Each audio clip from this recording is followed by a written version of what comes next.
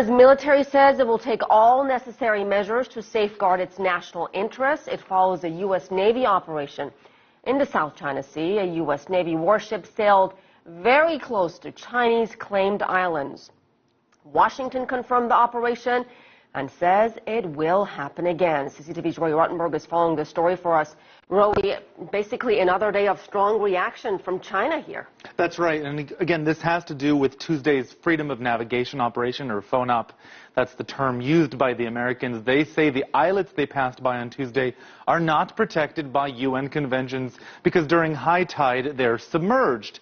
Now, these are Chinese-made islets in the South China Sea that are part of a disputed chain of islands known as the Nansha or Spratly Islands.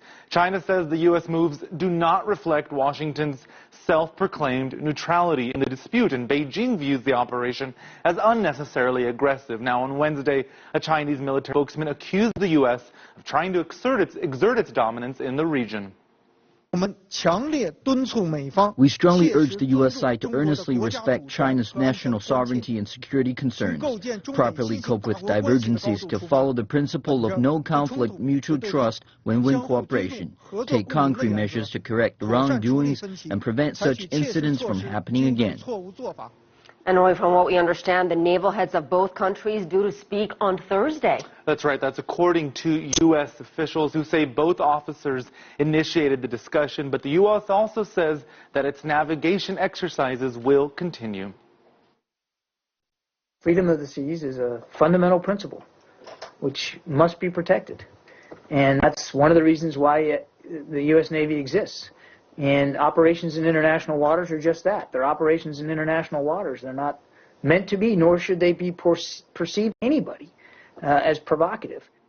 Now, last month when President Xi Jinping was at the White House, he and President Obama agreed on a number of principles aimed at ensuring their militaries don't accidentally clash.